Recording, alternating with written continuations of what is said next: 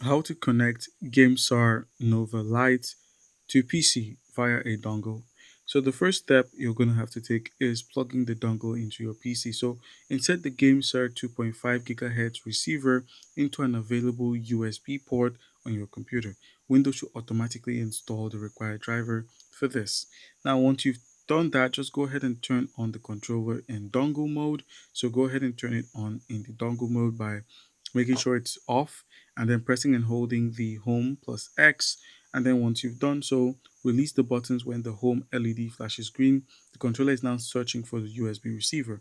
Now, once it does, it will then begin to pair automatically. Now, if it doesn't connect automatically, press the small pairing button.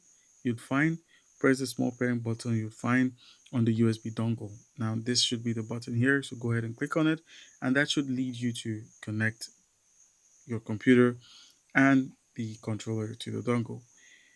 On the controller, just press the home button and the X again, wait a few seconds, and then the pairing will be successful.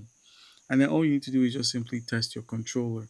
So this is what the entire GameSir looks like. This is the entire functionality of the GameSir alongside the dongle. Alright guys, so that's how it's done.